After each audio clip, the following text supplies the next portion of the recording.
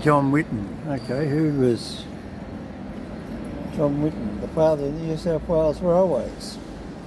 You notice it doesn't say government railways, it just says the father of New South Wales Railways. Okay, there's the writing up there. I'm going to have to read out to you. You can look at Uncle John on the face. John Whitton, an Englishman who immigrated to Sydney in 1856. His knowledge as a father, he is, what? Oh, I've got glare on it, so don't blame me, all right? You can try and read it yourself. Anyway, here I go. No glasses on. Immigrated to Sydney in 1856, is acknowledged as the father of the New South Wales Railways. Big mouth trollop going past. You see the camera going. Anyway, people got big mouth. You still hear him. Anyway, let's read on. Is acknowledged as the father of New South Wales Railways. His foresight and uncompromising will overcame opponents who proposed narrow gauge. So in other words, they wouldn't have narrow gauge railway. He said no, he wants standard size. Horse-drawn trains with wooden rails. Well, that's interesting.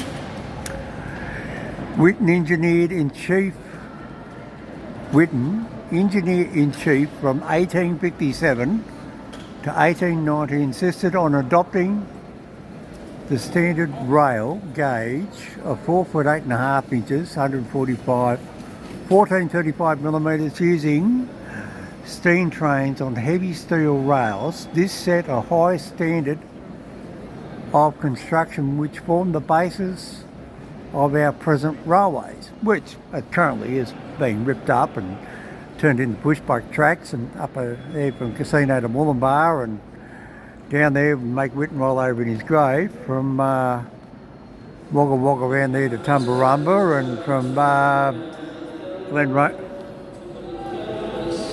Come back.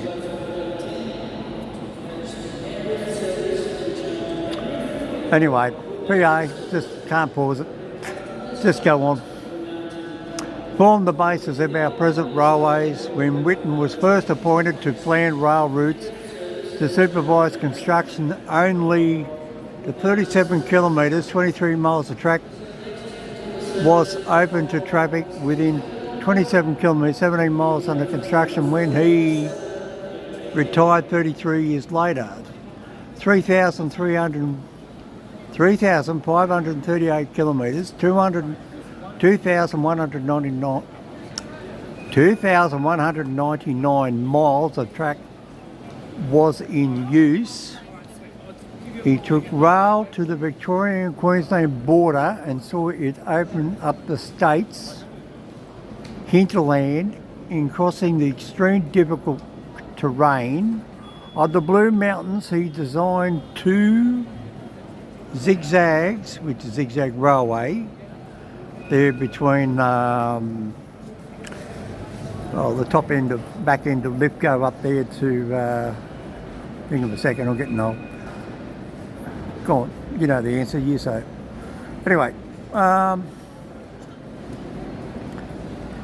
where Queensland put open up zigzag array of deep cuttings and tunnels, rail extensions to the country centres across floodplains, along timber viaducts, and span main rivers with iron lattice trusses, bridges designed by the brilliant engineer, controlling huge expenditure. He often subjected to great pressure in turbulent political times, but his honour, integrity and competence were fully confirmed by the Bridge Inquiry of 1884 to 1886. Whitton retired in 1890 and suffered broken health and constant feelings of unappreciated service until his death in 1898. His grave is in St Thomas Cemetery, North Sydney. The state of New South Wales owes much to John Whitton for the successful foundation of the railways which he endured progressive development of the Premier State. Now, what they call it Premier State, New South Wales used to be also Victoria and half of South Australia.